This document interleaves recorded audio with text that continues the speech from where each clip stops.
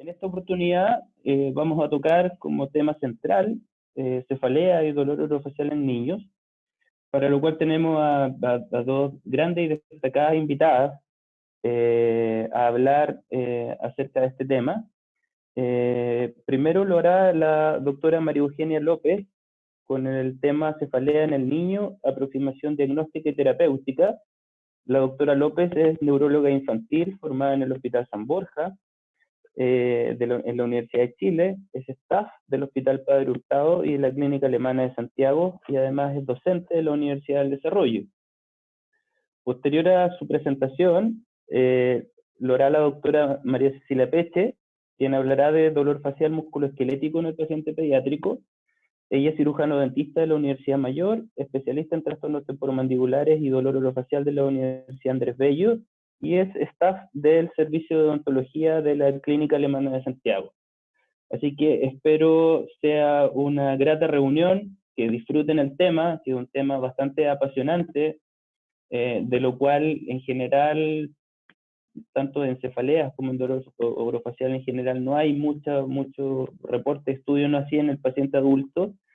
Poder entender de que hay diferencias significativas en la aproximación y el manejo de estos pacientes, considerando de que el paciente pediátrico es un paciente distinto, no es un adulto pequeño. Así es que espero disfruten la presentación. Las consultas, las preguntas a las expositoras las pueden ir realizando a través del chat. Yo voy a ir tomando nota, apunte y canalizando directamente las preguntas al final de la sesión. No se van a abrir los micrófonos, pero están todos invitados a poder realizar sus consultas pertinentes. Doctora López, la dejo con la audiencia.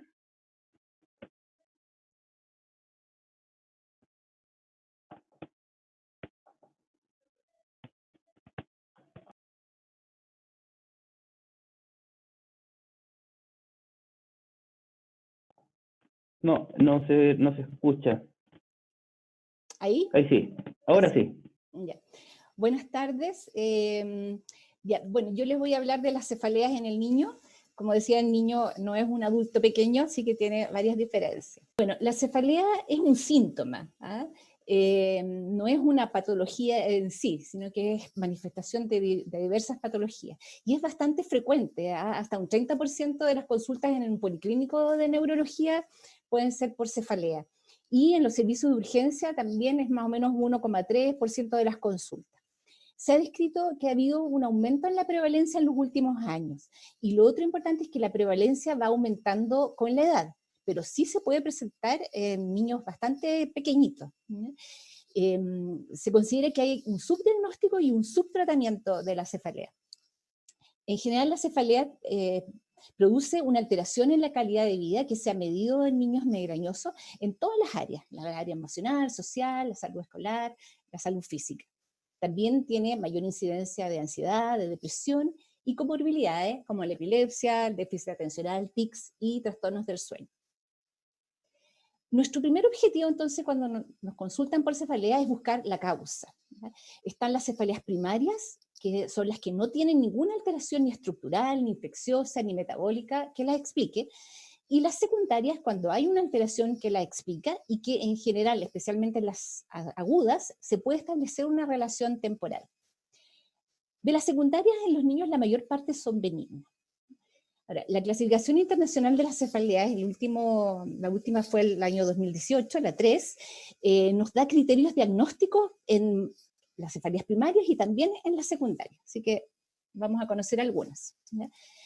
De las cefaleas primarias, la más frecuente en los niños es la migraña, ¿ya? La cefalea atencional se puede ver, pero habitualmente va como acompañando a la migraña. Es raro que haya una cefalea atencional pura. De las trigémino autonómicas, la única que voy a mencionar, porque hay varias, es el clúster cefalea, que incluso le duele, cuándo le duele, qué factores gatillantes, agravantes, atenuantes hay, qué síntomas asociados tiene, qué tratamientos se han usado. De la anamnesis remota, por supuesto las enfermedades previas, pero también los hábitos, sueño, pantalla, alimentación, la escolaridad, el desempeño social, ¿ya? Y en la anamnesis familiar, antecedentes de cefalea y otros antecedentes médicos y también relacionales de la familia. Hay que considerar que muchas veces uno pregunta por cefalea a los padres y dicen que no. Uno tiene que insistir porque muchas veces la gente dice, ah, pero yo tengo un dolor de cabeza normal, ¿ya? Pero también hay que buscar las características. Del examen físico, la antropometría es importante porque un niño bajito, por ejemplo, con dolor de cabeza, podría tener una alteración hipofisiaria, por ejemplo. El perímetro craneano, a cualquier edad, a toda edad hay que medirlo. La presión arterial, en la piel buscar signos neurocutáneos, ver la visión, ver si hay dismorfia. Por supuesto, el examen neurológico completo, dentro del cual el fondo de ojo es importante. Y el uso del calendario del dolor es importante para el manejo y ver los días libres de dolor sería una mejor aproximación. Tenemos también una escala de discapacidad, que es el PET-MIDAS, que está validada entre 4 y 18 años, en que pregunta cuántos días falta al colegio, o cuántos días pierde parte de la jornada, o cuántos días va al colegio pero funciona mal. Lo mismo en actividades de la casa o en actividades sociales. Y todo eso nos da un score que nos permite saber si el grado de discapacidad es leve, moderado o severo. También tenemos un esquema que es bastante conocido, en que también nos permite una orientación diagnóstica, ¿no? Por ejemplo, el primer episodio agudo, generalmente uno busca alguna alteración secundaria, una cefalea secundaria, pero también puede ser un primer episodio de migraña. Pero cuando es aguda recurrente, uno ya piensa más en la migraña. También tenemos la crónica progresiva, que especialmente cuando es menos de 3 meses, uno tiene que estar muy atento porque puede ser un proceso expansivo, por ejemplo. Tenemos la crónica no progresiva, que la más típica es la tensional. Ahora, cuando un niño se presenta con una cefalea recurrente y tiene una historia compatible con una cefalea primaria y tiene un examen neurológico normal, también considerando la piel, el perímetro craneano, etc., no está indicada la neuroimagen, ¿no? No está ahí. Ahora, ¿cuándo la pedimos? En estos patrones progresivos, o cuando hay un cambio en el patrón de presentación, o cuando el aura es persistente, un aura sin cefalea, un aura con síntomas de tronco, una migraña hemipléjica o confusional, o cuando hay antecedentes de convulsión. Y también la podemos considerar en algunos casos, por ejemplo, cuando el dolor ocurre siempre en el mismo lado de la cabeza, ¿ya? O cuando el dolor es occipital, especialmente en niños pequeños, por la mayor incidencia de tumores de fosa posterior.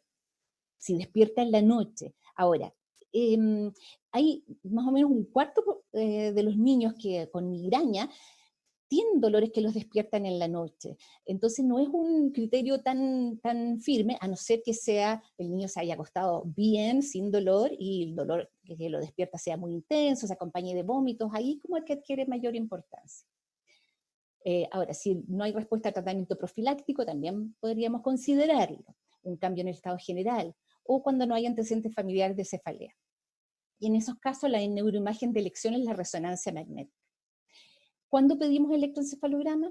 Cuando hay historia de convulsiones, o cuando hay historia de compromiso de conciencia asociado, o si el aura visual es muy colorida, porque es más una aura epiléptica que una aura migrañosa, o cuando la cefalea es paroxística y breve. Me voy a centrar un poquito en la migraña, que es la más frecuente, y de las migrañas la más frecuente en los niños es la sin aura, ¿ya? Ahí están los criterios para adultos, y en negrita cómo cambia en niños, ¿ya? En niños se requiere menos duración, de 2 a 72 horas. En niños también la localización puede ser bilateral, y en niños no siempre es pulsátil, muchas veces puede ser opresiva, ¿ya? Y todas las otras son iguales a los criterios de adulto. En la migraña con aura también tenemos los criterios anteriores, y además que cumpla con los síntomas de aura, de los cuales los más frecuentes son los visuales, y también siguen los sensitivos y del habla. Los otros son menos frecuentes, ¿bien?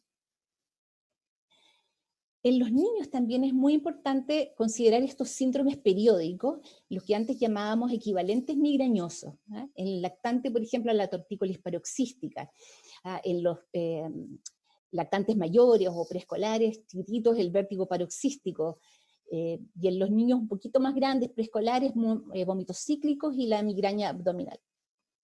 no están categorizados en la clasificación, pero también se ha visto que son más frecuentes en los niños que van a ser migrañosos, los cólicos del lactante, la cinetosis, el sonambulismo, el terror nocturno.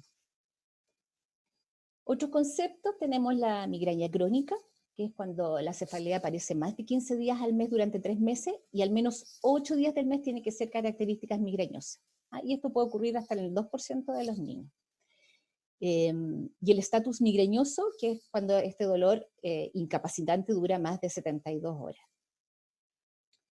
El otro concepto es tener claro es la cefalea por abuso, ¿ya?, de analgésico, que es una cefalea que aparece más de 15 días en el mes y que hay antecedentes de un abuso de fármacos durante más de 3 meses. ¿Ya? En general, para el paracetamol, los AINE y otros analgésicos no opioides, se considera abuso de analgésico más de 15 días en el mes. Pero en los casos de los ergotamínicos, los triptanes, los opioides o las combinaciones de medicamentos se consideran más de 10 días en el mes para considerar abuso. La migraña no es solo el dolor, ¿ya? Es muy importante considerar que es un continuo, que hay una fase prodrómica que puede durar hasta 24, 48 horas antes del dolor. Después tenemos el dolor, y el dolor tiene muchos síntomas asociados que también hay que considerar en los tratamientos, ¿ya? Tenemos congestión nasal, dolores musculares, bueno, la fotofobia, la fonofobia, las náuseas, ¿ya? Y estos síntomas acompañantes que a veces nos pueden hacer pensar en otros diagnósticos, por ejemplo la rinorrea, que es una sinusitis, por ejemplo, o el dolor cervical, que es frecuente, nos puede hacer pensar también en algún otro problema, o dolores mandibulares o dentales también, ¿ya?, durante una jaqueca. Y después hay una fase posterior que hay mucha fatigabilidad. En el niño, ¿qué características propias hay? Lo que veíamos, la menor aplicabilidad de los criterios, incluso considerando esta disminución del horario, hay niños que se presentan con dolores más cortos aún que 2 horas, ¿ya? Y si cumplen los otros criterios, igual nosotros en la práctica los consideramos como una migraña y los manejamos como una migraña. Lo otro importante en los niños es esta alta frecuencia de casos mixtos entre migraña y cefalea tensional. Se piensa que incluso puede haber como una base fisiopatológica común. En los niños también el periodo de transformación a cefalea crónica es más corto, pero la tasa de remisión también es mayor, ¿no?, especialmente en la pubertad y en los hombres. Vamos a hablar un poco de la cefalea en la urgencia, ¿ya? Las causas más frecuentes de la cefalea no traumática es la cefalea primaria, ¿ya?, especialmente la migraña, ¿sí?, y también las secundarias benignas, ¿sí?, que son las infecciones virales principalmente. Solo 2 a 15% de las consultas son por patologías neurológicas graves, y en ella, en general, hay un examen neurológico alterado, ¿ya? Son los tumores, las infecciones del sistema nervioso central, las hemorragias, las trombosis de senos, pseudotumor, hidrocefalia, disfunción valvular y accidente vascular isquémico, las más frecuentes. ¿Cuándo tenemos que sospechar gravedad en un paciente que consulta en la urgencia? Que tenga un primer episodio de cefalea muy intensa, o el más intenso de su vida si no es el primer episodio, una cefalea que llega a su máximo en menos de 1 minuto, que es la que llamamos cefalea en trueno. Una cefalea que de inicio reciente, en menos de 3 meses, y que ha sido progresiva. Cuando hay asociación en cambios de humor, personalidad, en el último mes principalmente. Estos cambios en el patrón de cefalea. Cuando se asocian a compromiso de conciencia, cuando se asocian a convulsiones en un paciente que no tiene historia de epilepsia. Cuando el dolor los despierta, pero está asociado a vómitos, o hay cambios de posición o valsalva. Cuando los síntomas visuales son negativos, porque habitualmente las auras son positivas, ¿ya? Pero ya la pérdida visual hay que tener cautela. Y cuando el aura se inicia muy agudo, ¿ya? El aura migrañosa habitualmente evoluciona en minutos, ¿ya?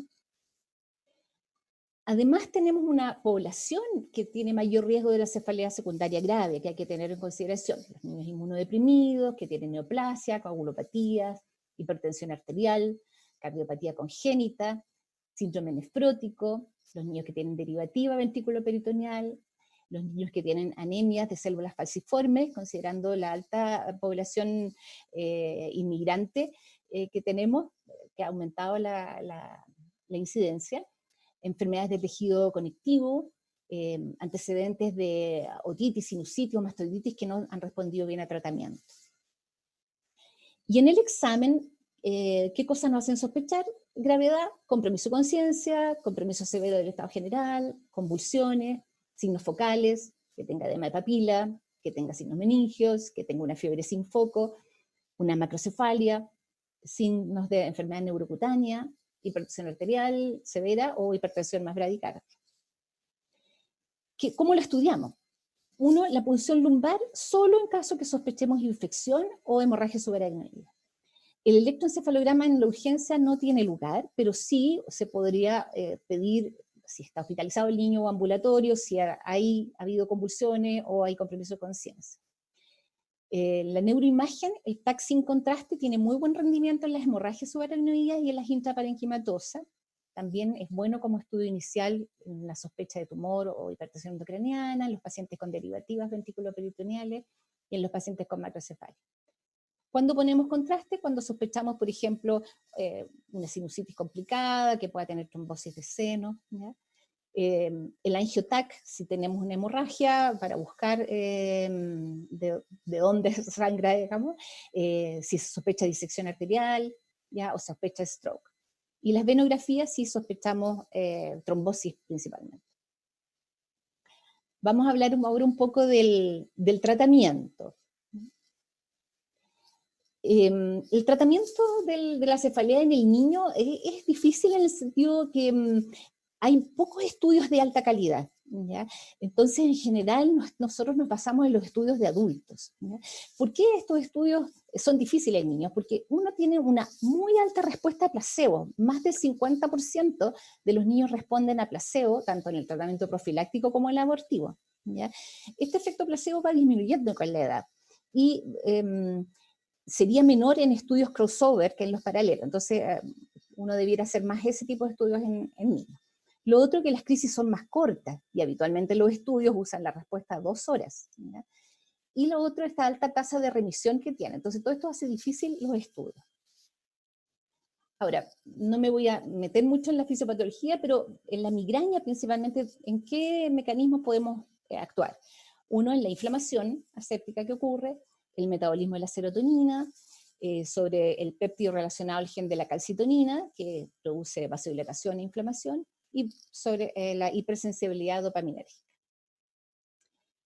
¿Qué buscamos en el tratamiento agudo del dolor? Uno, que hay un alivio rápido del dolor, y por supuesto no nos tenemos que olvidar de los síntomas asociados, ¿no? Que a veces son tanto o más molestos que el dolor. Que no tenga efectos adversos, ¿no? Evitar asistir a la urgencia, restaurar rápidamente la funcionalidad, evitar tener que usar dosis de rescate y evitar desarrollo de tolerancia a los fármacos, porque si los usamos con dosis muy bajas, por ejemplo, la persona va desarrollando tolerancia. ¿Y qué necesitamos para un tratamiento agudo efectivo? Primero, el diagnóstico correcto, por supuesto. Elegir un medicamento que sea efectivo, seguro y con buena tolerabilidad. Lo de efectivo, acuérdense de los estudios, no hay muchos estudios que nos demuestren la efectividad, ya salvo en adultos. Que la vía de administración sea adecuada, ¿no? Por ejemplo, si tenemos un niño que está vomitando, no vamos a usar la vía oral. Que las dosis sean adecuadas, porque es muy frecuente que los papás le den unas dosis muy subterapéuticas de medicamento a los niños. Entonces hay que enseñar eso. Que el uso sea precoz, cuando recién está empezando el dolor de cabeza, o incluso durante el aura, eso en caso de los AINE, ¿no? O del paracetamol, porque en caso de los triptanes no podemos usarlos durante el aura. Evitar usar más de 2 o 3 veces a la semana para evitar la cefalea por abuso, y por supuesto acompañar de medidas no farmacológicas, reposo, intentar dormir, hidratar, paños fríos en la cabeza, etc.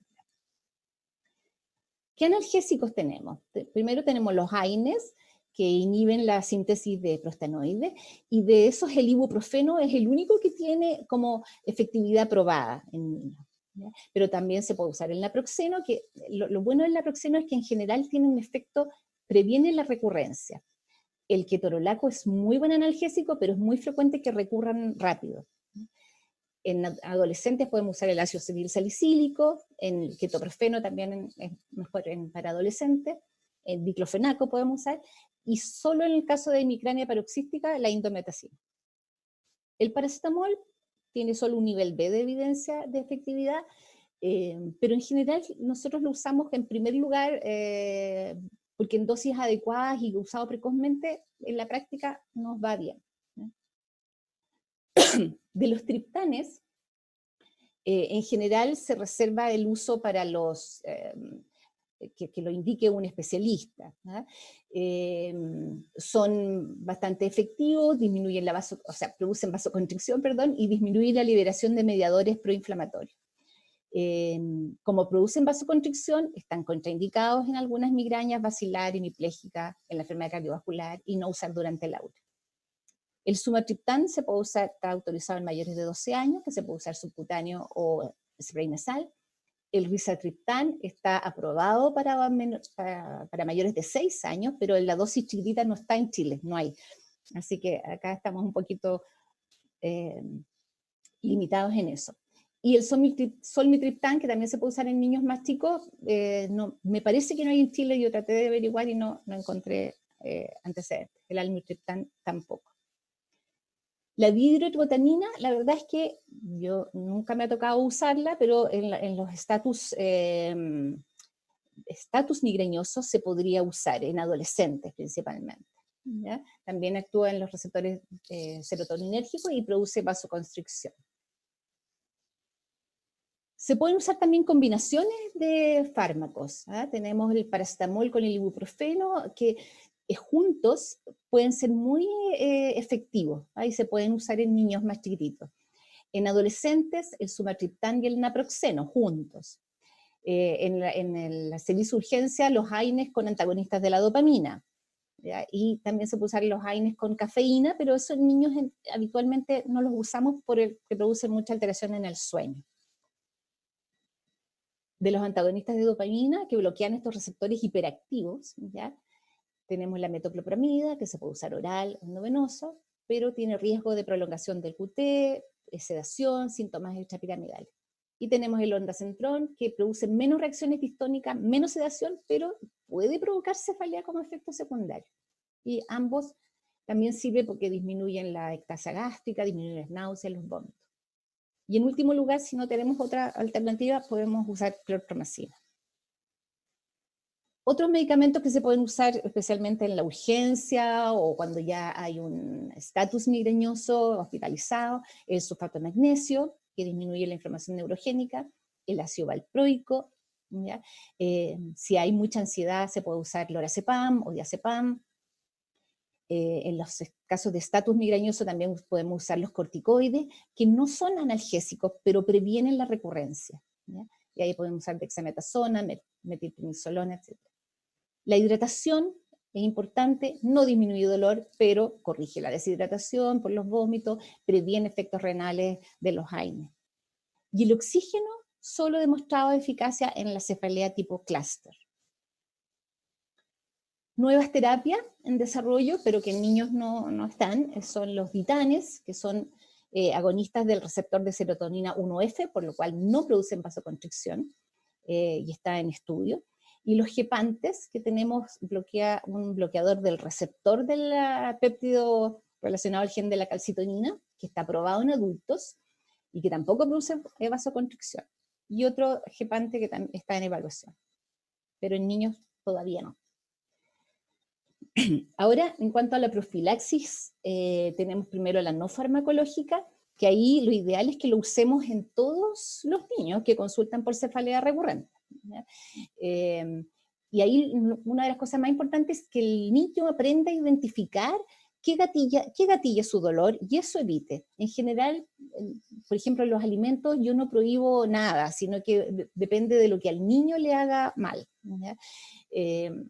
Que el sueño es muy importante que sea en cantidad y calidad suficiente, ¿no? Porque es muy frecuente con la falta de sueño, especialmente en esta época, que gatilla dolor. El ejercicio regular es bueno, disminuye la frecuencia de dolor, pero evitar los ejercicios extenuantes. Horarios regulares de alimentación. En la dieta, limitar lo que pueda afectar el sueño. y otras dietas que no se ha probado que sirvan.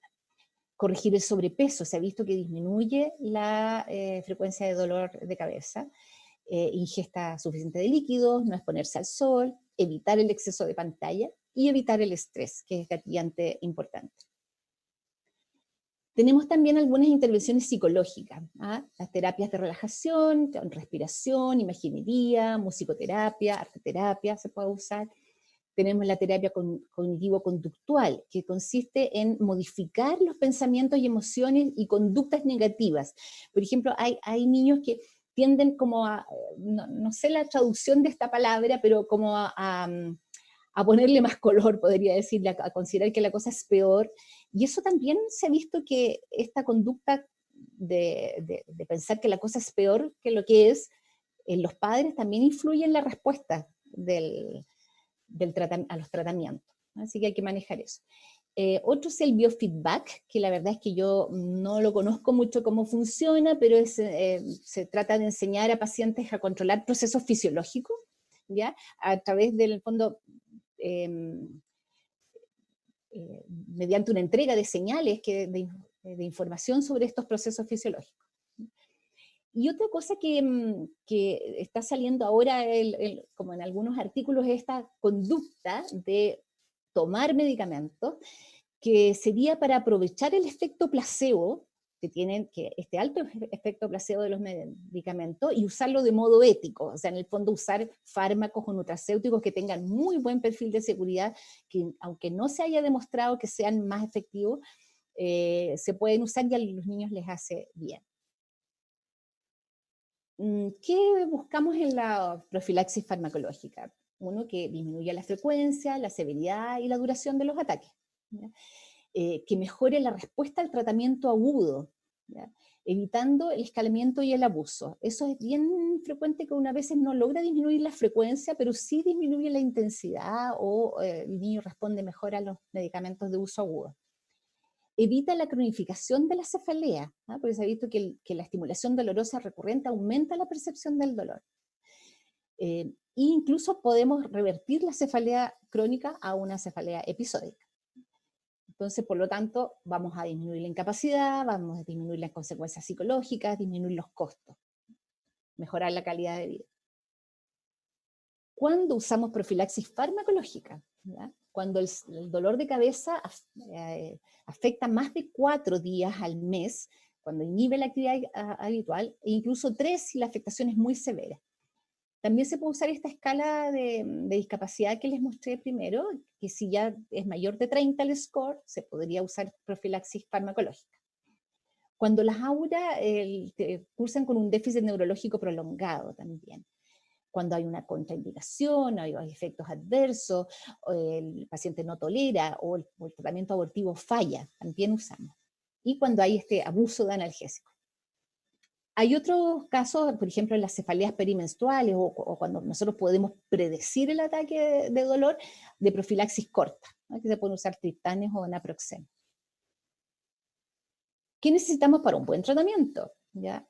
Primero, educar al paciente, al niño y a sus padres sobre el dolor de cabeza, qué esperar del tratamiento, aterrizar las expectativas, ¿ya? Y eso nos va a permitir lograr una buena adherencia, ¿ya? El fármaco tiene, por supuesto, también ser eficaz, seguro y con buena tolerabilidad. También necesitamos una elección personalizada del medicamento, considerar las comorbilidades, la interacción farmacológica, ¿ya? Hay que comenzar con dosis bajas, ir titulando, eventualmente podríamos combinar algunos fármacos, ¿ya? Y otra cosa importante que tienen que saber desde el comienzo los pacientes es que necesitamos por lo menos 2 meses para ver realmente la eficacia del medicamento. Y lo otro, una vez que ya logramos que disminuyera el dolor, mantenerlo al menos 6 a 9 meses, ¿no? Porque menos tiempo en general puede provocar una recurrencia con mayor dolor. Profilaxis farmacológica, todos tenemos estos medicamentos que están probados en adultos, como le digo. En los antihipertensivos, el propanolol tiene una evidencia clase A, pero en niños hay solo un estudio aleatorio, ¿ya? De los bloqueadores del calcio, la flunarizina tiene un nivel de evidencia tipo B. De los antidepresivos, la amitriptilina también es tipo B. Y de los antipilépticos tenemos el topiramato, que tiene evidencia clase A en adultos, que está aprobado por la FDA en mayores de 12 años, ¿ya? Y el valproico también clase A. Sin embargo, hay un estudio que salió hace poco que comparó topiramato con amitriptilina, con placebo, en 328 pacientes entre 8 y 17 años, y no hubo diferencias en la respuesta. Todas estas respuestas fueron más del 50%, pero el placebo también, incluso el placebo fue más del 60% que respondieron. Entonces, estamos ahí en la duda. Hay también algunos medicamentos que se llaman nutracéuticos, que son en el fondo como no farmacológicos propiamente tal. Uno es la petacita, que es derivado de una planta parecida al ruibarbo, que tiene una evidencia clase A en adultos, ¿ya? Pero es hepatotóxico, entonces se desarrolló un fármaco que se llama Petadolex, que es sin alcaloides, y ese sería más tolerado. La verdad es que en Chile no conozco que esté. Tenemos también el magnesio, que se ha visto en niños migrañosos que estén en niveles bajos, y hay un estudio de RCT que vio que disminuía la frecuencia. El coenzimo Q tiene una evidencia tipo C en adultos. Se piensa que en los migrañosos hay una depresión energética mitocondrial, y hay un estudio abierto en niños que mostró efectividad, pero otro estudio RCT no mostró diferencia. La riboflavina, hay 2 estudios en niños RCT que no tuvo efecto, o sea, fue igual que el placebo. Y tenemos la melatonina, que se ha probado, o sea, se ha visto que los pacientes tendrían un nivel bajo de melatonina, y hay un estudio abierto que mostró efectividad de la melatonina, y en adultos se vio que el efecto era similar a la amitriptilina, pero mejor que placebo. Mejora el sueño, así que por ese lado también lo podemos usar, ¿ah? Y efecto antiinflamatorio también tendría. Otros tratamientos profilácticos. Tenemos en uso ya en Chile los anticuerpos monoclonales antirreceptor del CGRP, el erenumab, y que hay un estudio, un curso que está en realidad recién reclutando pacientes, niños de 6 a 18 años. Tenemos anticuerpos monoclonales anti el péptido mismo, que también en adultos está aprobado, y también hay un estudio en curso. Tenemos toxina botulínica aprobado en adultos, pero solo hay un estudio abierto en niños. Y bloqueo nervioso, que tampoco en niños se usa, y la neuromodulación. Ahora, ¿cuándo tenemos que derivar a neurología? ¿Ya? Cuando sospechamos una cefalea secundaria, una patología intracraneana. Eso es muy importante. Cuando tenemos una cefalea primaria, ¿ya?, que no responde a tratamiento profiláctico, pero hay que acordarse de intentar por lo menos con 2 fármacos en dosis apropiadas por tiempo apropiado, que veíamos que eran mínimo 2 meses. Cuando hay efectos secundarios de fármacos, ¿ya?, cuando hay abuso de analgésicos. Y en el menor de 5 años, de todas maneras, siempre derivar. Y tratar de mejorar la vida de nuestros niños. Eso es. Bueno, primero que todo, dar las gracias por la invitación del día de hoy. Agradecer a la Sociedad La TED sobre el tema que voy a hablar hoy día de dolor orofacial musculoesquelético en niños. Bueno, ahí hay varios logos de agradecimiento acá. Bueno, la Sociedad de Trastornos Temporomandibulares, la unidad de sueño donde yo trabajo en la clínica alemana, las unidades de dolor crónico, tanto en adulto como pediátrico. Así que quería dejar esto en la presentación, porque la verdad es que todo cuando hablamos de dolor tenemos que hablar de un manejo interdisciplinario, y como habló la doctora López, se agradece cuando podemos trabajar en equipo. Efectivamente, cuando hablamos de dolor orofacial musculoesquelético, voy a hablar un poquito de estos 6 puntos, más o menos la importancia que es del sistema musculoesquelético en lo que tiene que ver con el crecimiento y desarrollo craneofacial, que ahí es como la importancia de poder pesquisar ciertos problemas a tiempo, porque pueden afectar en el crecimiento en los niños. Vamos a definir qué son los trastornos temporomandibulares, que finalmente es como el nombre principal cuando hablamos de dolor del punto de vista musculoesquelético a nivel orofacial. Vamos a hablar sobre exámenes de aproximación, cuando hay sospecha de dolor musculoesquelético en el territorio, qué factores se han asociado en lo que son los TTM en niños, que la verdad es que en este grupo etario también no tenemos tanta información. En general, toda la información está más aplicada en adultos, pero hay cosas que se han hecho, se están validando cuestionarios para el grupo pediátrico, así que por ese lado estamos muy contentos. Ver también diagnósticos diferenciales en dolor musculoesquelético orofacial, y a manera general, cuáles son las consideraciones a la hora del manejo de los trastornos temporomandibulares en niños. Esto de modo muy, muy general, entender que en el fondo el crecimiento y desarrollo craneofacial va a implicar factores que son individuales, propios del individuo, tiene que ver con la genética, tiene que ver con el ambiente, con malos hábitos, y también va a ser dinámico, y ahí es donde también hace la distinción cuando hablamos de un adulto, un niño, en que acá hay cosas que tienen que ver con el crecimiento cerebral, tiene que ver con la evolución de la dentición en el niño, cuando va pasando de una dentición temporal a una dentición mixta, cómo va cambiando la alimentación. El componente neuromuscular es fundamental en los procesos de crecimiento craneofacial. Vemos cuando hay alteraciones, por ejemplo, en la deglución o hay alteraciones en la respiración, cómo se van generando cambios en lo que es el crecimiento del maxilar, y por lo tanto es muy, muy importante la pesquisa. El cóndilo de la articulación temporomandibular es fundamental también porque presenta un centro de crecimiento y que es finalmente el responsable principal del crecimiento mandibular.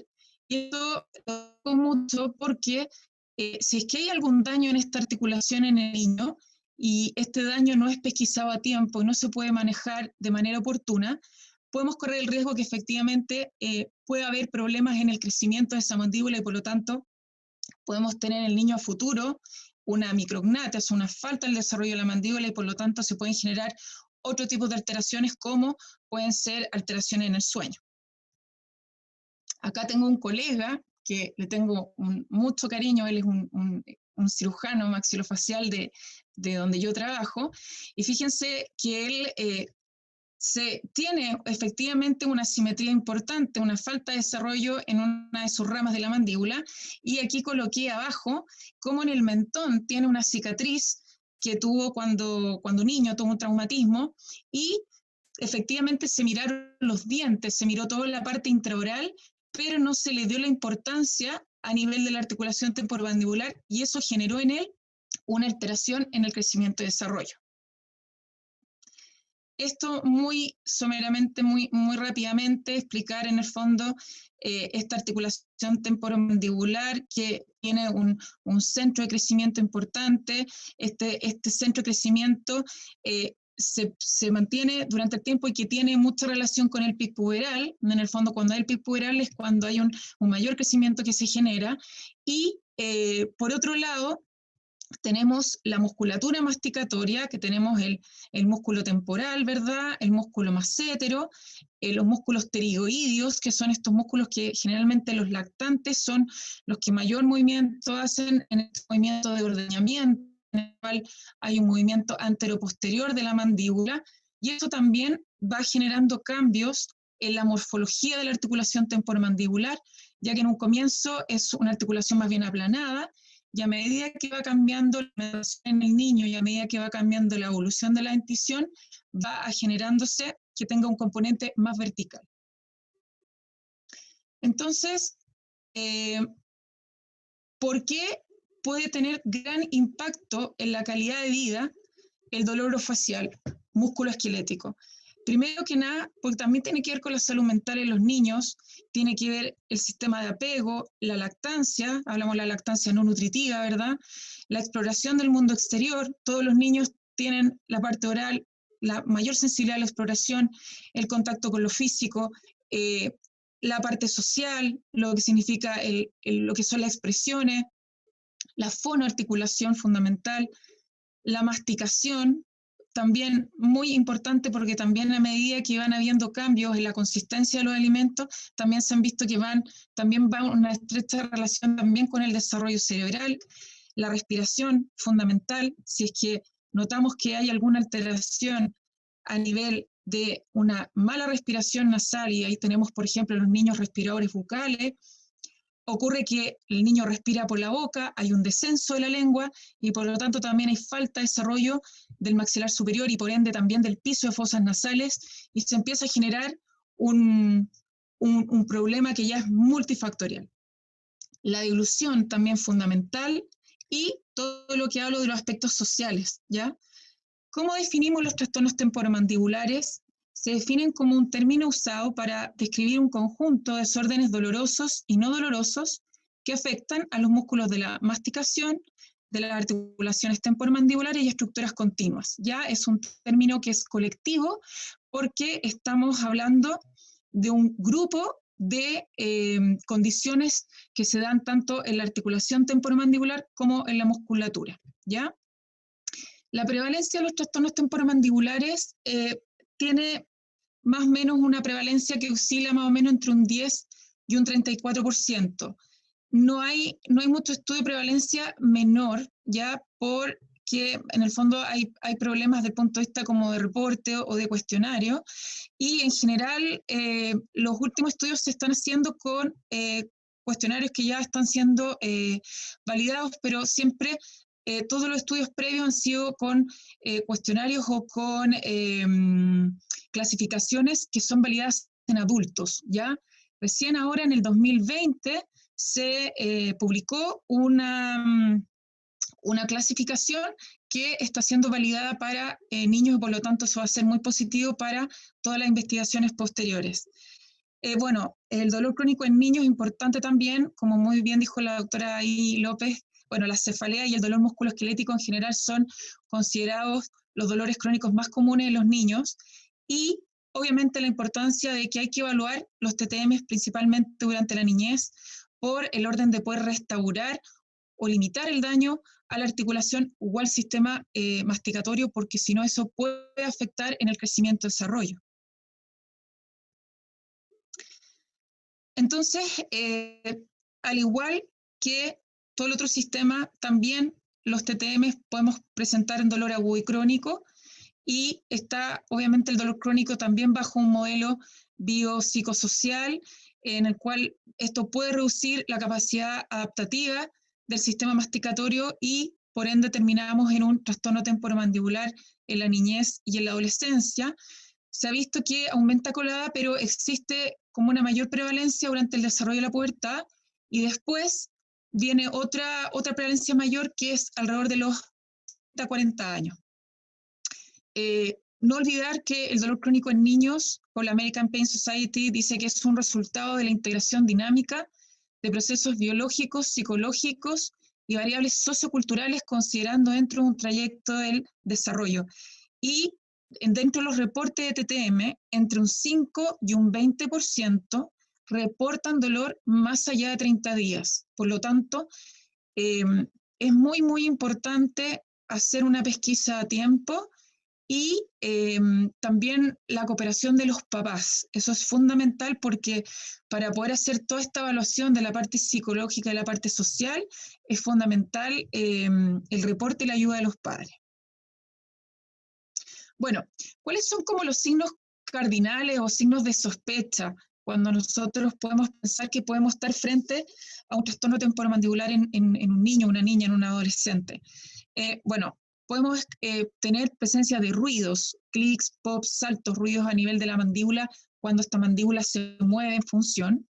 El dolor, importante, principalmente el dolor que se da más a provocado, o sea, en el fondo el movimiento mandibular.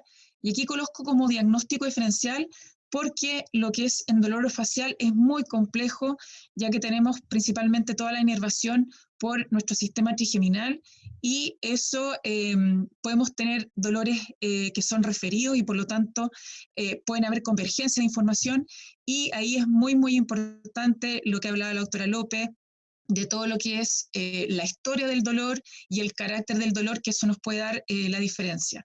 y la alteración en la dinámica mandibular también, que en el fondo vemos que hay problemas de la funcionalidad, en esta chiquitita, por ejemplo, que tenía limitación de su apertura y con dolor.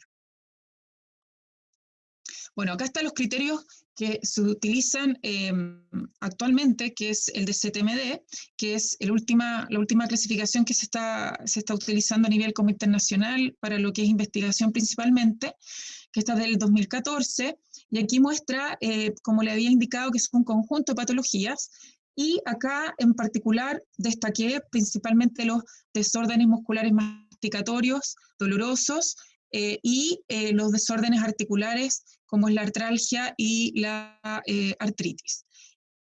Y recién en febrero del 2020 se publicó por la doctora Claudia Restrepo la validez de la construcción de esta clasificación de este eje 1 para niños, y bueno, se construyó en un rango entre 7 a 11 años de edad, en el cual se modificó, se hablaba antes en los adultos, del tiempo de la historia del dolor de 30 días, y en los niños se bajó a 2 semanas, porque para ellos era más fácil, con un tiempo más acotado.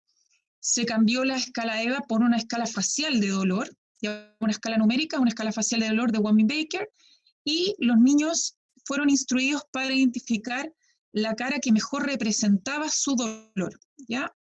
Entonces acá, de manera general, dentro de la historia se pregunta las últimas 2 semanas, dice dónde ha sentido algún dolor en el oído o alrededor del oído. Siempre es importante en los niños mostrarles, a medida que uno va hablando con él, hacerle la muestra en el fondo dónde le duele, y cuando uno dice en el oído o cerca del oído, la idea es irle mostrando más allá también en esta zona de la cabeza, porque a veces piensan que es solamente acá a nivel de mandíbula, y recordarle en esta zona, la zona de los temporales, la mandíbula, etc.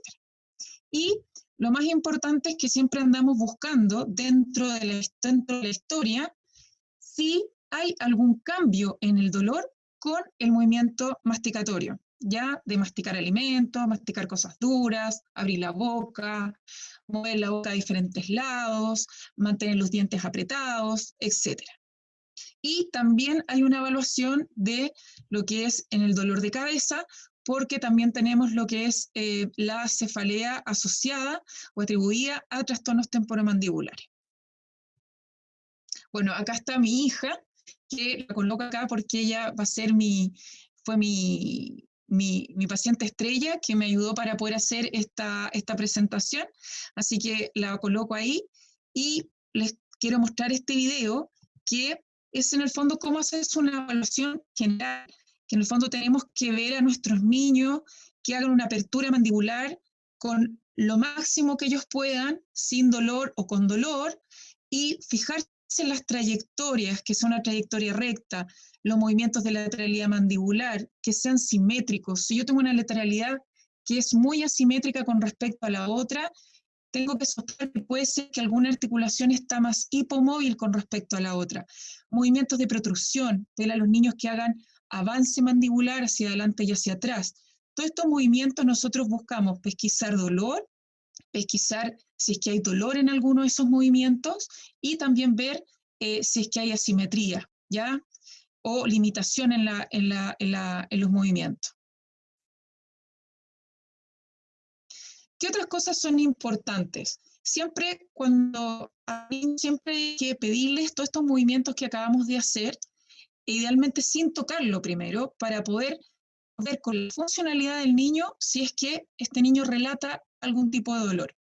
Luego, cuando nosotros hacemos un movimiento, nosotros vamos a corroborar, cuando dice ahí me duele, nosotros vamos a la palpación a corroborar si es el sitio del dolor. La fuerza de la palpación, ¿cuánto va a ser la fuerza en los niños?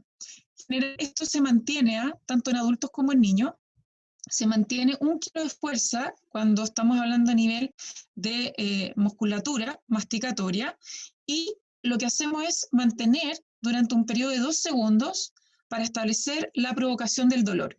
Y para poder ver si es que hay un dolor que está referido, porque hay una patología que es el dolor miofacial con referencia, se hace una mantención de esta presión por un periodo de 5 segundos, ¿ya? Ahora, lo que es la articulación temporomandibular se hace con una presión menor que hablamos de medio kilo, ¿ya?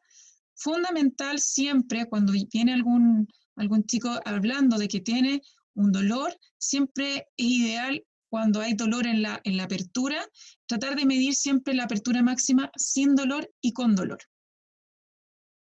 Acá, por ejemplo, tenemos un caso de una niña de 15 años que vino a consultar de manera aguda. Fíjense que si yo le pido que abra la boca, la trayectoria no es simétrica, se ve que hay una apertura que se llama como deflectiva, que es una apertura que se desvía hacia la derecha, que no es corregida, y está con mucho dolor. Yo le pido que ella pueda abrir más la boca y no puede abrir más la boca. Esos son signos claros de que estamos frente a un trastorno temporomandibular.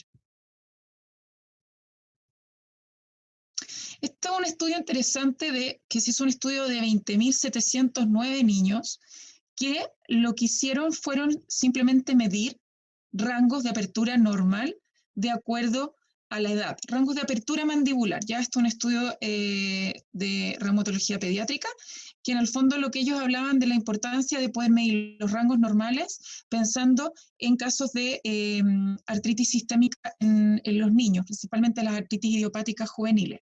Y ahí más o menos se habla de los rangos que más o menos son esperables a cierta edad, y hicieron una tabla también con los distintos percentiles, pero más o menos el promedio entre los niños y las niñas aproximadamente fue de unos 45 milímetros la apertura bucal máxima. Ahora, si bien es importante la medición, a veces pasa que uno puede medir en el niño y puede ser que la apertura máxima no esté limitada, pero si el niño comenta que él sí nota que la apertura está limitada, puede ser que el niño haya abierto más la boca que el rango promedio, ¿ya? Entonces, una cosa es medir la apertura, pero también es importante que él pueda decir que también siente que abre menos. Este es un caso también que vimos que me refirió una reumatóloga pediátrica de la clínica por en el fondo, manifestación de una artritis juvenil idiopática en la articulación temporomandibular. Vino porque ya tenía una historia de dolor hace 3 meses de inicio, zona preauricular, que partió la zona preauricular derecha y posteriormente izquierda, de alta intensidad, muy intensificado con el movimiento mandibular, principalmente la apertura, de comienzo intensidad moderado y después fue severo. Esta chica empezó a tener mala respuesta ya con antiinflamatorio. El dolor de provocado pasó a un dolor constante. No tenía antecedentes de trauma, no tenía antecedentes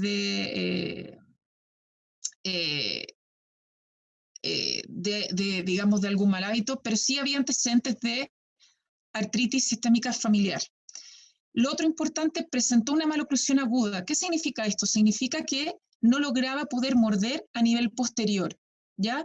O sea, ella tenía una posición como llevar la mandíbula hacia adelante, como una posición antiálgica, producto del dolor que tenía la articulación temporomandibular. Y ella llegó con una confección de un plano de acrílico que fue confeccionado, pero tenía muy mala respuesta y ella suspendió el tratamiento. Entonces, acá hicimos la medición, la apertura máxima sin dolor era de 21 milímetros y su apertura máxima con dolor era 35 milímetros, ¿ya? Tenía mucho dolor, era un dolor constante ya a nivel de sus articulaciones. Y acá, bueno, importante tener en cuenta que no es un porcentaje menor de pacientes con artritis idiopática juvenil que pueden presentar afectaciones en la articulación temporomandibular el diagnóstico. Y acá es importante porque sí existe un riesgo de daño precoz en este centro de osificación de la mandíbula, que eso sí puede generar secuelas a largo plazo, y en estos casos sí es importante valorar la posibilidad de realizar una resonancia magnética con contraste en el diagnóstico, también para poder hacer el seguimiento de estos pacientes, porque a veces estos pacientes no pueden presentar síntomas, pero sí uno ve la resonancia y hay una efusión importante. Entonces acá está la resonancia nuclear magnética, donde se ve que hay ahí una franca efusión tanto del espacio supradiscal como del espacio infradiscal, y era bilateral, pero principalmente en el lado derecho. Entonces, igual cosas importantes que uno debe también como poner un poco de alerta cuando tenemos un paciente pediátrico con un dolor moderado severo preauricular, que se exacerba con el movimiento mandibular, que es bilateral principalmente, que hay antecedentes familiares de artritis sistémica y que no hay una causa clara que explique ese nivel de inflamación o ese nivel de fusión intraarticular. Dentro de los diagnósticos criterios, acá tenemos la mialgia, que es en el fondo un dolor en la estructura masticatoria. Lo más importante es que se modifica con el movimiento mandibular o función o parafunción.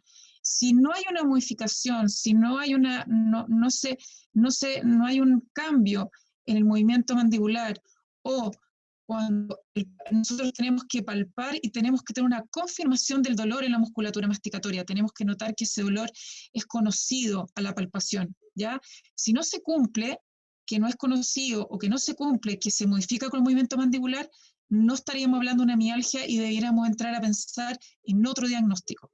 El dolor miofacial también es un dolor que también se modifica con el movimiento, pero lo que ocurre acá es que el dolor se expande, pero dentro de los límites del músculo, pero también podemos tener un dolor miofacial con referencia, en el cual el dolor ya se refiere mucho más allá de los límites del músculo, y la confirmación, de nuevo, tiene que ser un dolor familiar, conocido, y que el dolor tiene que ser referido dentro del músculo o más allá. En la artralgia tenemos que el dolor se localiza principalmente en la zona preauricular, a nivel de la articulación temporomandibular, en el cual se palpa principalmente el polo lateral de la articulación temporomandibular, y también nuevamente se puede modificar con el movimiento mandibular. Y tenemos la cefalea atribuida a los trastornos temporomandibular, que principalmente se ubica en la región temporal, y que esta es una cefalea en que se refiere que se exacerba con el movimiento mandibular y hay una relación temporal también. Y hay una confirmación de que se reproduce la cefalea cuando nosotros palpamos principalmente el músculo temporal.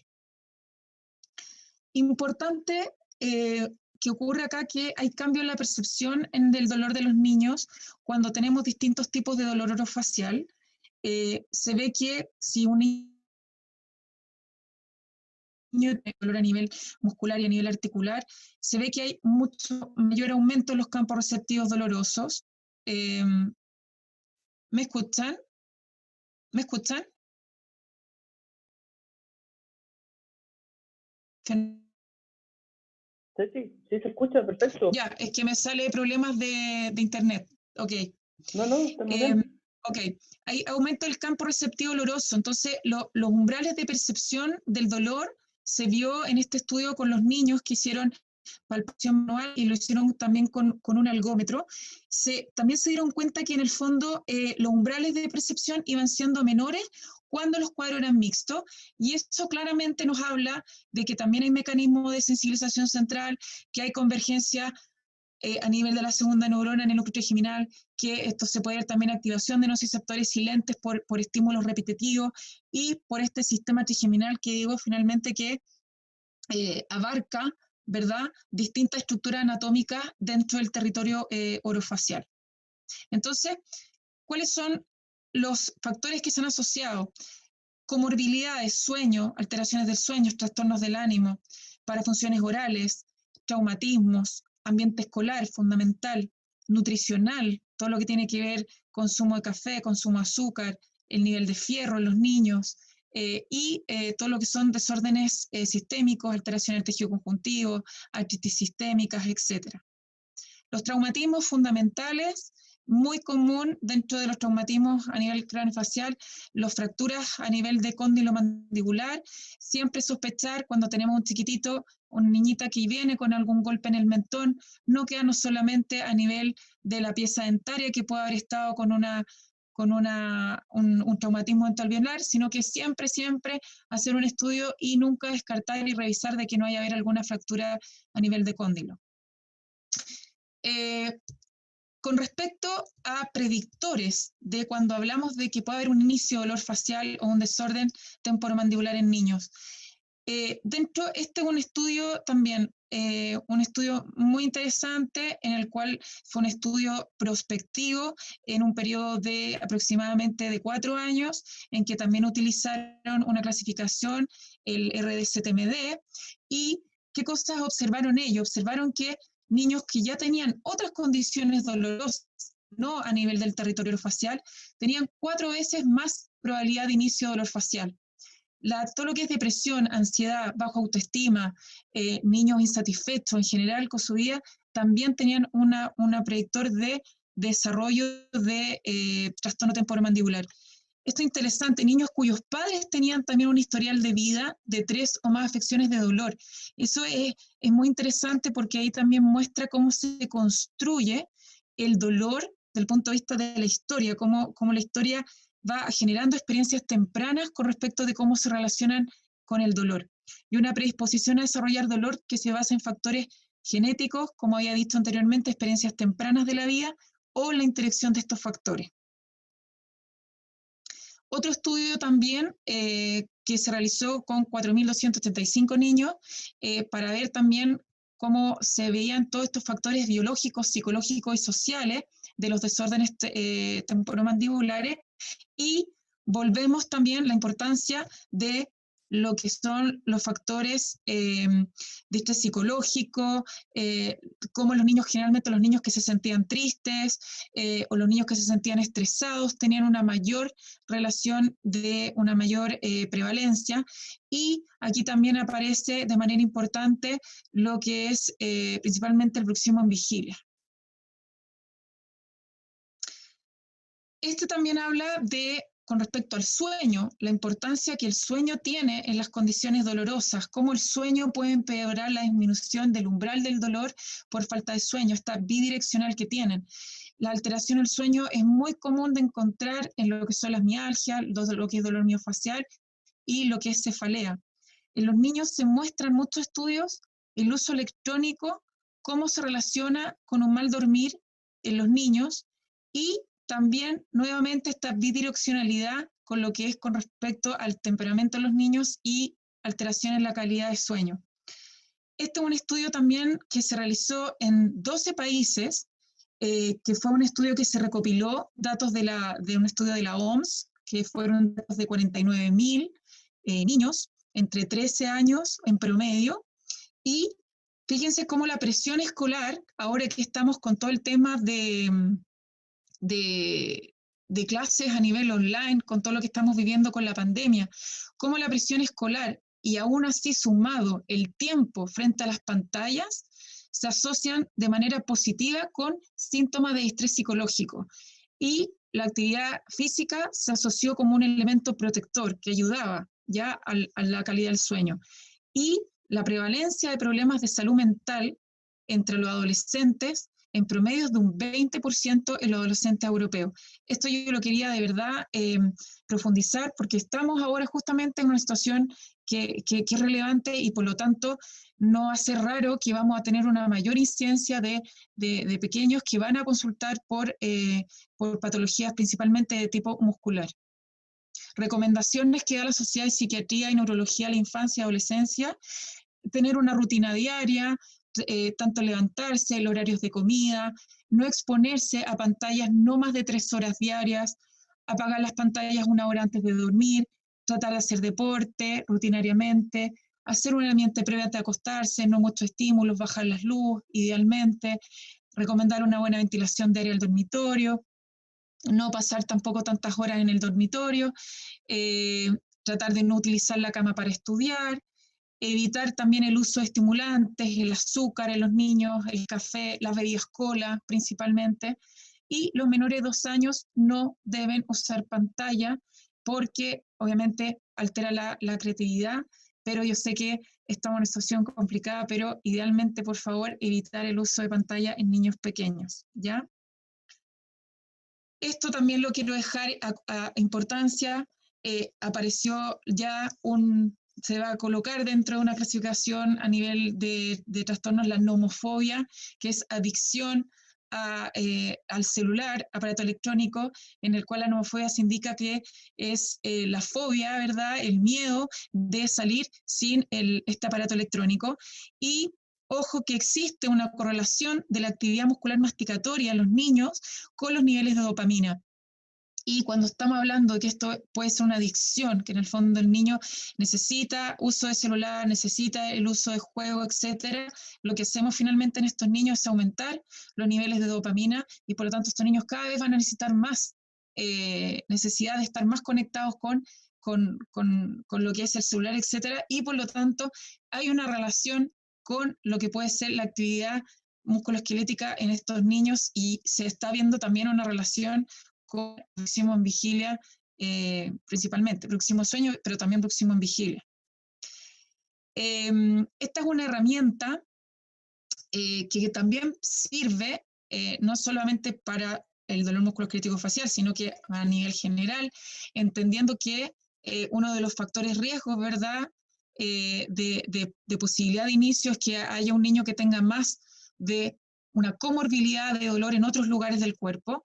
Y esta es una herramienta muy buena para detección de dolor pediátrica, es corto, es fácil de realizar, una herramienta que también me permite identificar pronóstico y también rápidamente para medir comorbilidades en dolor, porque también dentro de esta encuesta, que es muy cortita, habla por una pregunta con respecto al sueño, pero también habla sobre una pregunta de la parte psicosocial, ¿ya?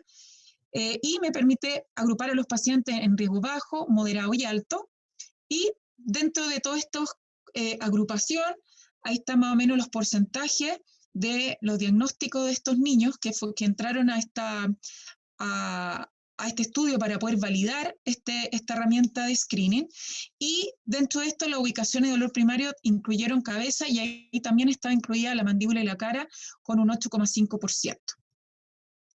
Acá está la herramienta de screening, que en el fondo tiene una escala física y también tiene una escala psicosocial. Y dentro de esta habla en el fondo de la discapacidad social, en el cual habla si el dolor está más de una parte de su cuerpo, si puedo caminar solo una distancia corta por mi dolor, es difícil para mí estar todo el día en el colegio, o sea, habla también la parte escolar. Es difícil para mí quedarme dormido y mantenerme dormido en la noche. Ahí habla un poquito de la parte del sueño. Y también hay otra subescala psicosocial que todas estas preguntas van a evaluar la primera pregunta, las 5, por ejemplo, de catastrofismo, las 6 con respecto del miedo que el paciente sobre el dolor, el 7 la parte de su ansiedad, el 8 tiene que ver con la molestia al dolor y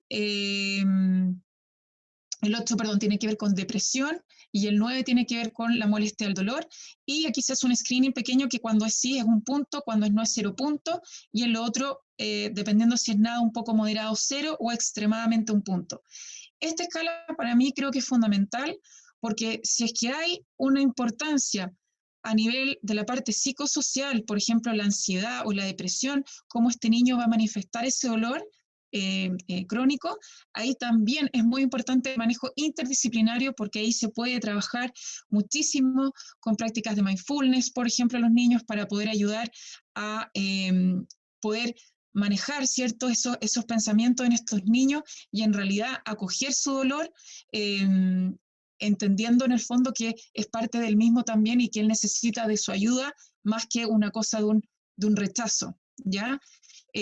Por lo tanto, esa parte es fundamental, cuánto influye. Y fijarse acá que cuando ya tengo un score mayor a 3, si ese score es mayor a 3, ya con un rango psicosocial es de alto riesgo, ¿ya? Dentro de los diagnósticos diferenciales más comunes que podemos encontrar en el paciente pediátrico, sin lugar a dudas, lo más importante es hacer un diagnóstico diferencial de causa odontogénica, porque la mayor prevalencia en el fondo de dolor orofacial, tanto en adultos como en niños, es por causa odontogénica. La importancia acá, cuando hablamos de dolor pulpar, en general, las intensidades son de leve a moderada cuando es reversible y reversible ya intensidad severa, pero lo más importante acá es que el dolor pulpar, hay cambios el dolor se modifica cuando hay cambios de temperatura, ¿ya? Que dependiendo si es reversible o irreversible, va a depender de también cuánto dura el estímulo, ¿ya? Si el estímulo dura más allá, ya estaríamos hablando de una irreversible. A diferencia de un TTM, que el dolor se va a modificar por el movimiento mandibular. Si yo tengo una pulpitis irreversible, el paciente abre, cierra, mueva la boca, el dolor no va a ser modificado, ¿ya? En general, en la reversible es provocado, en la irreversible el dolor es espontáneo, tiene un carácter que es pulsátil, a diferencia del dolor muscular, que es un carácter más bien pesado, más bien opresivo, y en el dolor articular tiene un carácter que es más bien punzante y que se puede localizar mejor. En el dolor pulpar irreversible es un dolor que es pulsátil, que se ubica mal, que se puede irradiar a otros dientes, que se expande el campo doloroso, pero sí es importante que tenemos que evidenciar una lesión cariosa. Como es un dolor que se expande el campo doloroso, siempre, siempre, siempre tenemos que descartar, antes de pensar en un cuadro de TTM, siempre hay que descartar que no haya un cuadro de causa odontogénica. Otras causas de dolor odontogénico, la erupción de los dientes en lactancia, los niños tienden a fregarse con su encía, hay niños que también pueden cursar con un poquito de fiebre, tienden a salivar más, dolor y erupción en los terceros molares, alveolitis secas por exodoncia, enfermedades periodontales. Otras cosas que podemos tener también, principalmente, que nos pueden confundir de un trastorno temporomandibular, las infecciones principalmente en los niños de las vías respiratorias superiores, porque acá tenemos información de convergencia con territorios en que están inervados por el 9º par, por el 10º par, y por lo tanto acá también podemos tener convergencias de estructura anatómica, y la amigdalitis, la faringitis, las laringitis, la otitis media, que son agudas, que son muy comunes en los niños, la sinusitis, las parotiditis y también las cefaleas, como comentó la doctora López. Entonces, para terminar, lo más importante, educar a los niños respecto al cuadro, tanto a los niños como a los papás, entender que cuando estamos hablando de un cuadro, un dolor musculoesquelético, hay que entrar un poco más de fondo. Cuando ya es más traumatismo, cuando es una cosa más aguda, es más fácil la resolución. Pero ya cuando hablamos que es un dolor más bien de tipo muscular, es fundamental dentro del tratamiento promover la prevención. Tenemos que entrar a evaluar cómo es la higiene de ese niño, si ese niño tiene un buen dormir, si ese niño ronca o no ronca. Todo niño que ronca no es normal.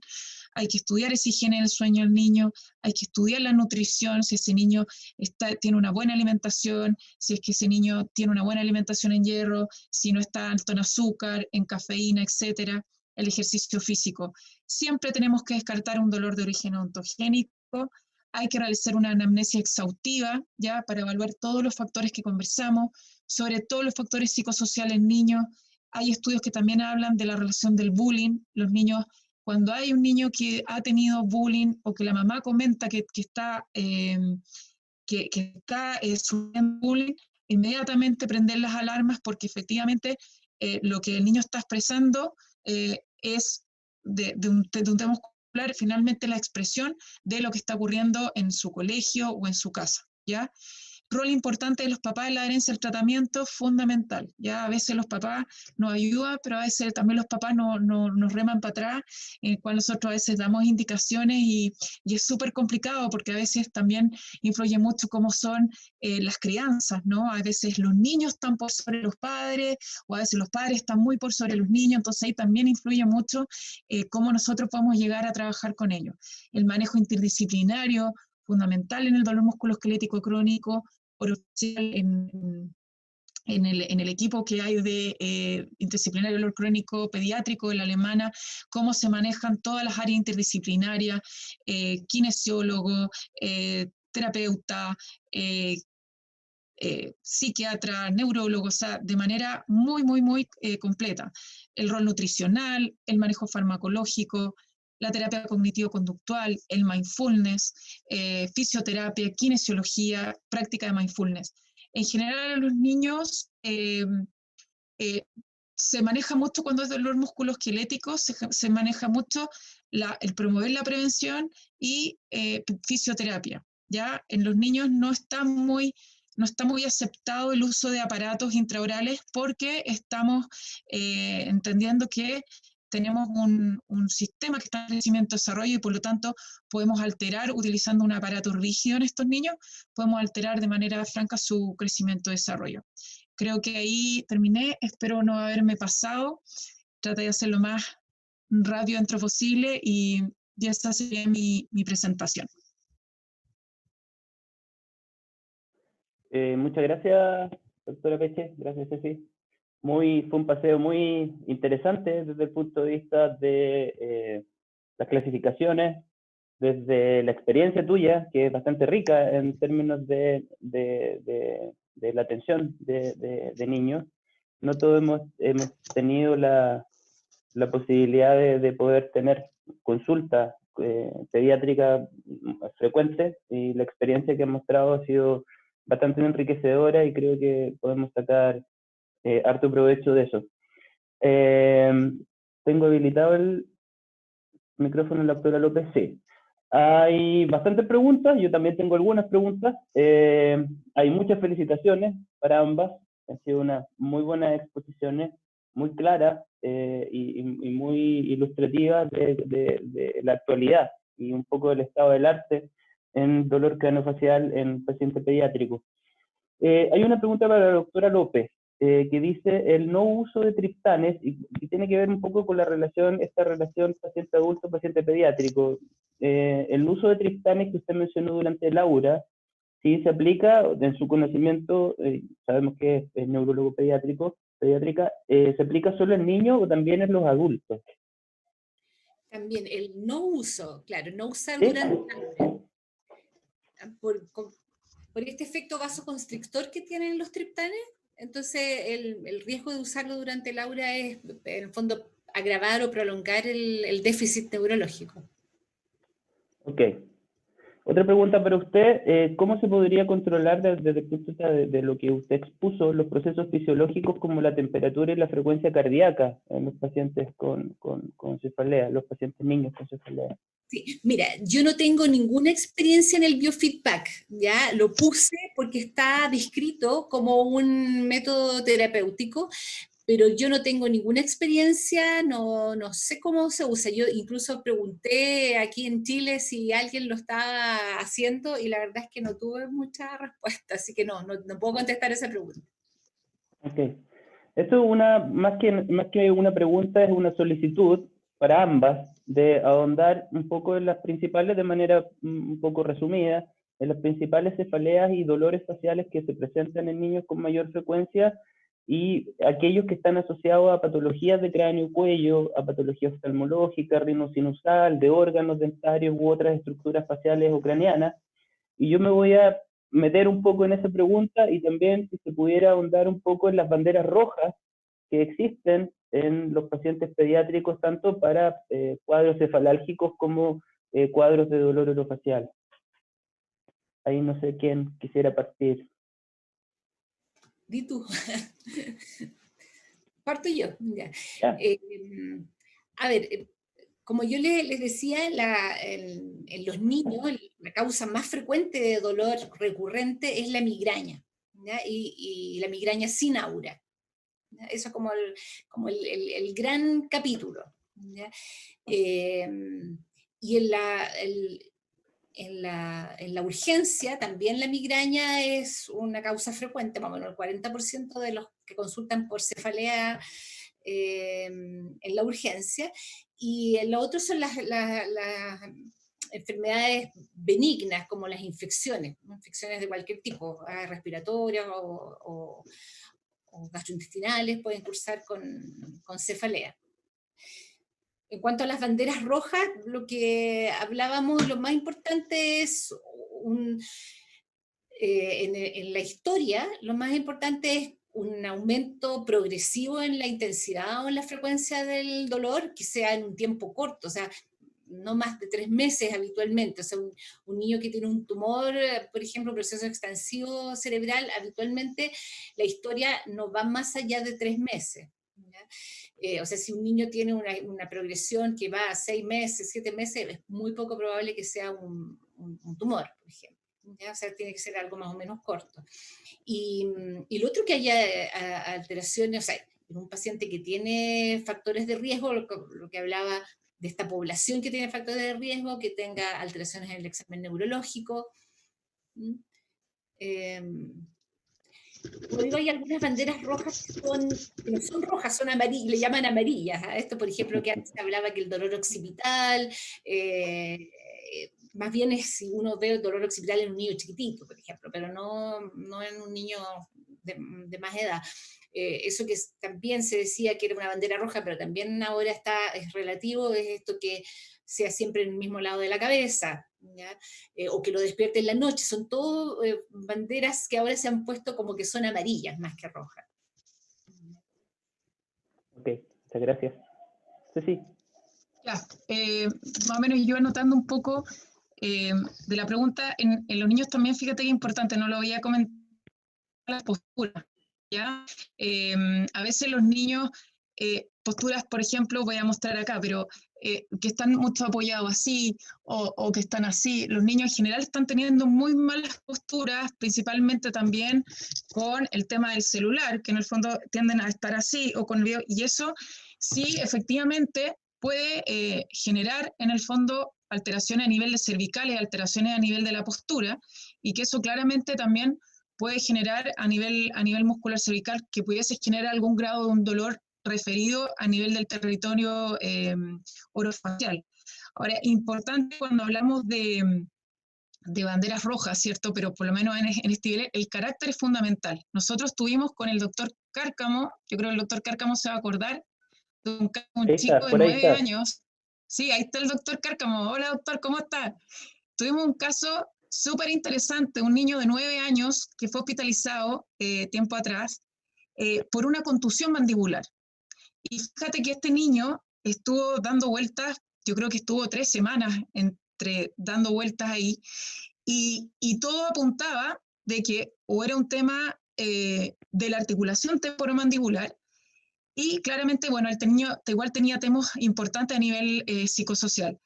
Pero fíjate que todas las resonancias articulares normales, todo el TAC normal, no tenía nada como para pensar en algún problema del punto de vista articular.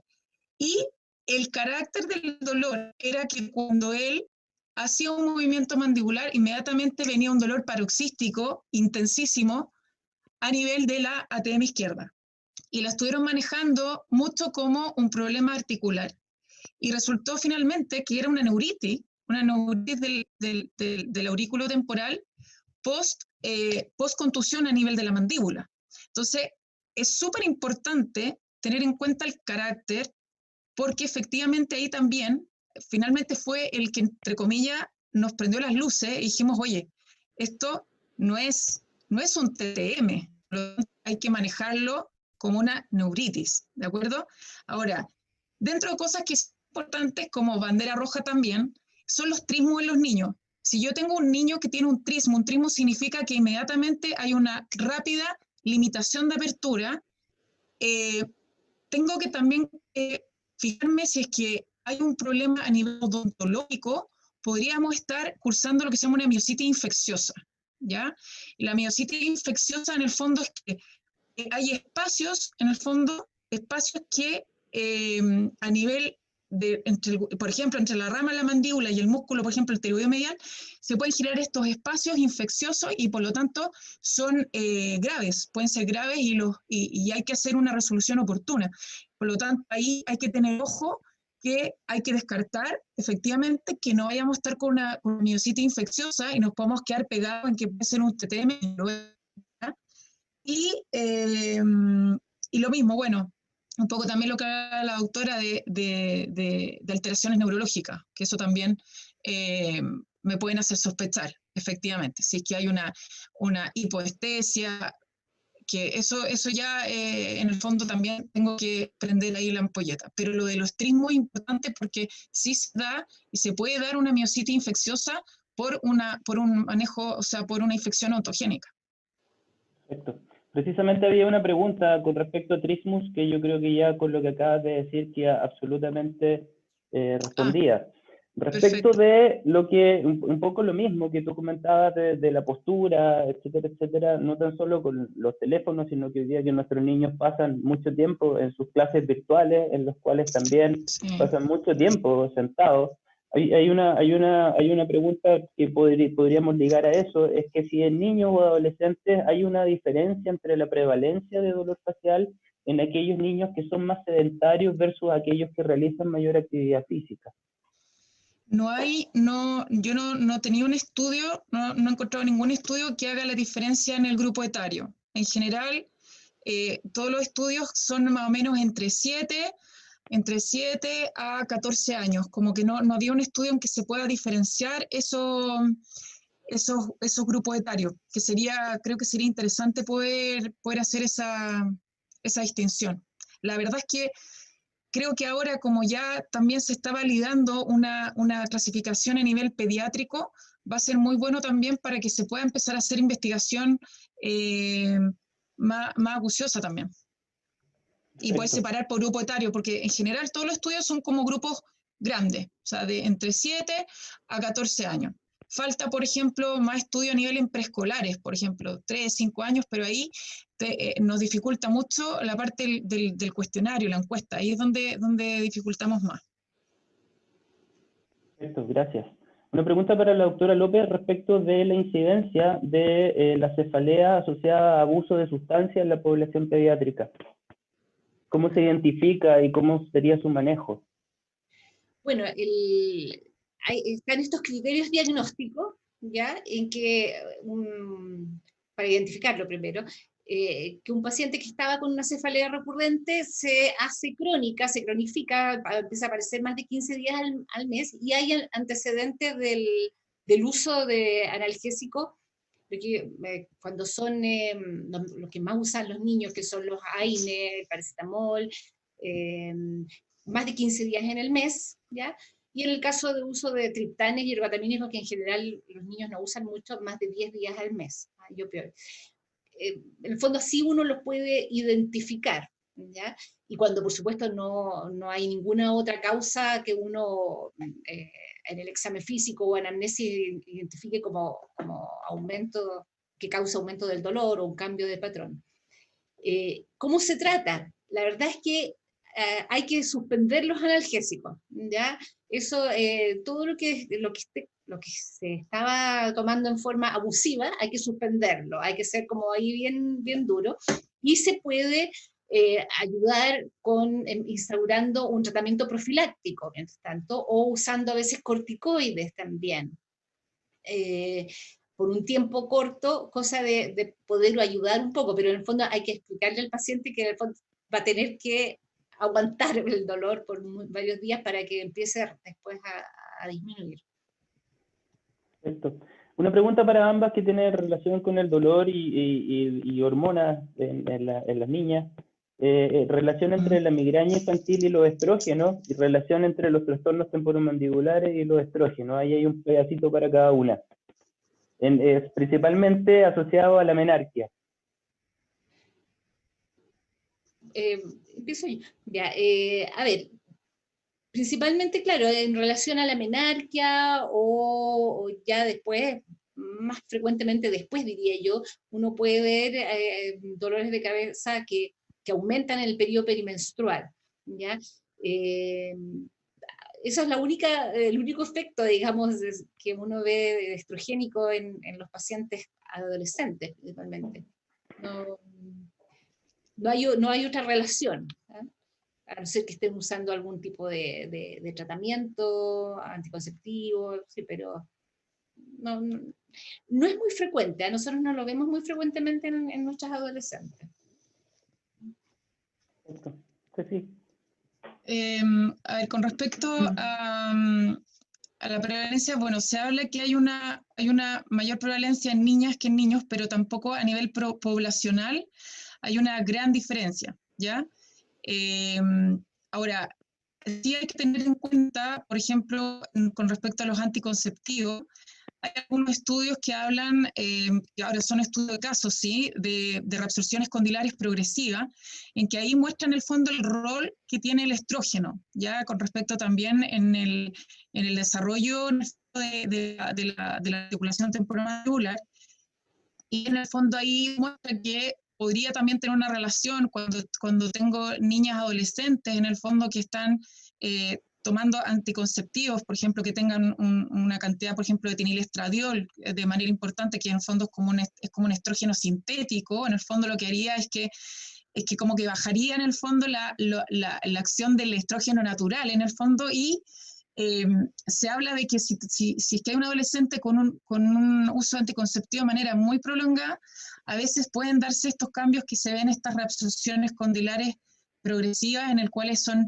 niñas mujeres, principalmente adolescentes, 15, 16 años, en el cual de manera rápida hay una mordida abierta, que se llama en el fondo como que se abre la mordida en un periodo de 3 a 6 meses.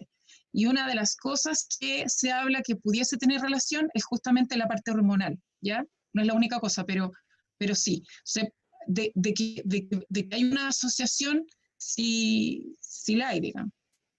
Ok, gracias. Yo quiero hacer una pregunta en general para ambas. Si en el adulto se ha visto y se sabe que existe una relación significativa entre los trastornos respiratorios y estas cefaleas matinales o dolores faciales transitorios, con los cuales los pacientes adultos despiertan y en el transcurso de la mañana en 40 minutos, 1 hora ceden sin necesidad de tratamiento. ¿Se ha visto un poco esa relación también en los niños, tanto en la aparición de cefaleas matinales como dolor facial matinal transitorio, que puede ser un marcador de un trastorno respiratorio de sueño? Bueno, para nosotros es muy, muy frecuente que en general haya trastornos del sueño asociados. De todo tipo, niños que duermen poco porque están mucho en la pantalla, o digamos malos hábitos principalmente, eso es lo más frecuente. Pero siempre, siempre nosotros tenemos que preguntar. Un niño que ronca, por ejemplo, aunque no tenga apneas claramente, un niño que ronca puede tener también cefaleas matinales, y además de las cefaleas matinales, tener todo este trastorno en el día de irritabilidad, de desconcentración, etc. O sea, si nosotros encontramos un niño que tiene cefaleas en las mañanas y ronca, y además es un niño irritable o que tiene mal rendimiento escolar, hay que buscar que no tenga un trastorno respiratorio del sueño como las apneas obstructivas. Yo totalmente de acuerdo con la doctora López, y yo por lo menos creo que ha sido una relación muy, muy, muy directa, en el sentido que si hay un niño con una mialgia a nivel orofacial o un dolor miofacial, inmediatamente mi primera sospecha es que tiene un trastorno del sueño. O sea, es muy, muy, muy frecuente. Las últimas 2 preguntas, una para cada una. Para la Ceci, ¿el estudio de la cinética debe realizarse sin contraste? ¿Habría alguna ventaja de agregarle contraste, por ejemplo, para detectar sinovitis en casos de artritis idiopática juvenil? Por lo menos en los estudios y conversando también un poco con la reumatóloga pediátrica, lo ideal es pedirlo con contraste. Más que nada también porque yo puedo ver si es que no es, más que nada en el tema de los panos, si es que yo puedo ver algún grado a nivel de la sinovial propiamente tal, que si es que es sin contraste, me puede ser más difícil verlo. Ahora, efectivamente, si es con contraste voy a poder ver mucho más la difusión. Por ejemplo, puedo ver mejor un edema medular. Por ejemplo, en el cóndilo yo puedo ver el edema medular. Si es sin contraste, a veces se me pierde un poco, pero si la difusión es importante, es relevante, la voy a poder ver igual. Pero sí se sugiere en los estudios, cuando hablamos de artritis idiopática juveniles, se sugiere que sea con contraste, se sugiere. Perfecto. Y la última pregunta para la doctora López. Han llegado muchas preguntas, pero he tratado de sintetizar y acotar, y felicitaciones por doquier. En cuanto al concepto o a las cefaleas no asociadas con lesiones estructurales, en general cefalea primaria, me imagino que se refiere quien pregunta, aparte de la historia clínica y un buen examen físico, ¿qué pruebas diagnósticas se pudieran realizar antes de proceder a instaurar tratamientos? ¿Y cuáles serían, seguido, los criterios diagnósticos para la cefalea en racimo en los pacientes pediátricos? Bueno, a ver, me confundí. ¿Cuál era la primera pregunta? La primera pregunta era sobre estas cefaleas que no se asocian a lesiones estructurales. Eso está descrito así. Yo me imagino que son cefaleas primarias, desde lo tensional, la migraña, las cefaleas trigémino autonómicas y otras que usted nombró. Aparte de la historia clínica y un examen clínico físico adecuado. ¿Es necesario pruebas diagnósticas antes de instaurar tratamiento? No. Como digo, si el niño cumple con los criterios de cefalea primaria y tiene un examen neurológico normal, no es necesario hacer ningún examen, ¿ya? Y uno puede instaurar el tratamiento, por ejemplo, si es muy frecuente, instaurar un tratamiento profiláctico, eso se puede hacer a atención primaria. Okay. Con respecto al clúster, la verdad es que yo no tengo ningún paciente con un clúster, ¿ya? No, porque la verdad es que es muy poco frecuente, pero principalmente son los mismos síntomas que uno podría ver en el adulto, ¿ya? Estas cefaleas muy intensas que vienen en muchos episodios juntos, digamos, porque vienen en clústeres, que después puede pasar un tiempo más prolongado que no tiene nada, y después vuelven a tener, en niños hombres, que tienen muchos síntomas autonómicos. En el fondo, lo mismo que se puede ver en adultos, En un paciente adulto. en niños, pero yo no tengo experiencia en clúster, nunca me ha tocado, ¿ya? Perfecto.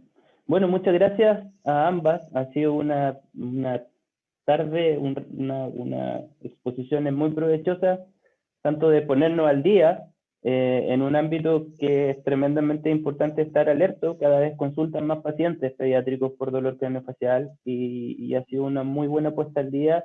Agradecer que nos hayan podido contar sus experiencias propias en la clínica que nutre un poco a la gran audiencia que hemos tenido hoy. Así que completamente agradecido a nombre de la Asociación Chilena por el Estudio del Dolor. Voy a dejar ahora a nuestro presidente, al doctor César Cárcamo, que va a dar las palabras finales de esta reunión. Así que agradecido, un gran abrazo para ustedes todos. Muchas Gracias a ti, Fernando. Hola, yo también me sumo a las felicitaciones por las excelentes presentaciones de la doctora Peche y la doctora López, a nombre de la asociación y de la audiencia que hoy día ha estado con nosotros, más de 100 personas que escucharon sus brillantes exposiciones. Les damos las gracias por el tiempo en preparar esta exposición y por el tiempo hoy día de estar con nosotros dando la exposición y respondiendo las múltiples preguntas que han surgido. A nombre de la asociación nos sentimos muy satisfechos por este tipo de reuniones que son interdisciplinarias. La CHED-CP, como algunos recién la están conociendo y están reuniéndose recién a estas reuniones científicas con nosotros, es una sociedad científica que es el capítulo chileno de la Asociación Internacional para el Estudio del Dolor. Es una asociación multidisciplinaria que incluye a profesionales de la salud que están todos involucrados, ¿no es cierto?, en el manejo del paciente con dolor, desde el punto de vista de la investigación básica, clínica, ¿no es cierto?, las labores asistenciales y otras. Y así tenemos médicos, ¿no es cierto?, cirujanos dentistas, tenemos enfermeras, psicólogos, kinesiólogos, es un químico farmacéutico, es un grupo muy importante, muy amplio. Tenemos socios, sobre 300 socios, que en los momentos de los congresos llegamos a tener 600 socios, pero son muchos más los profesionales que están ligados a nuestra labor de difusión científica como esta. Y para nosotros el trabajo, como les decía, multidisciplinario, es un trabajo importante que queremos implementar, potenciar, de tal manera de que un aspecto o un síndrome, como el caso que hoy día, ¿no es cierto?, nos abocamos, como los síndromes de cefalea y trastornos temporomandibulares y dolor orofacial en pediatría, hemos invitado tanto, ¿no es cierto?, a una doctora dentista como a una doctora, ¿no es cierto?, neuróloga, para que nos presenten, pero también exponer con la experiencia de ambas preguntas para que del auditorio, ¿no es cierto?, surja el interés de poder profundizar, ¿no es cierto?, la investigación clínica, el uso de nuevos fármacos, hacer estudios, ¿no es cierto?, de incidencia, de prevalencia. Incluso se nos escapa, pero en Chile tenemos, y son miembros de nuestra asociación, investigadores básicos, muy importantes. No siempre tan conocidos en el ámbito local, pero a veces mucho más conocidos a nivel internacional. Tanto de así que, por ejemplo, existe ahora, hubo elecciones de la Asociación Internacional para el Estudio del Dolor y una investigadora chilena forma parte, ¿no es cierto?, del directorio internacional, una doctora que trabaja a nivel de la Universidad Católica. Y podemos con ello, ¿no es cierto?, desarrollar investigación clínica de muy buen nivel. Y esa es la función, entre otras, de nuestra asociación, estimular a todos los profesionales, a los equipos, para que trabajen, para que estudien y que en el fondo sean nuestros pacientes de dolor crónico y de cuidados paliativos, tanto de pediatría, de adultos, de las poblaciones vulnerables, los que finalmente se beneficien con esta labor que estamos haciendo. Así que a nombre de todos y a nombre de los pacientes, le damos las gracias nuevamente a Cecilia, a María, por haber estado con nosotros esta noche. Y queridos amigos que han estado con nosotros nos volvemos a juntar nuevamente el último martes del mes de agosto, con otro tema sumamente interesante, que les llegará la invitación por correo. A quienes han sido invitados y no son socios de nuestra asociación, los invitamos a que nos apoyen.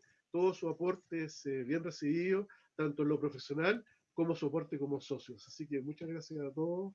Muy buenas noches. Felicitaciones, Fernando, por esta reunión y por tus excelentes invitadas. Gracias a todos. Muy buenas noches. Gracias a ustedes. Chao a todos, gracias. Chao. Chao, gracias. Chao. Chao, chao.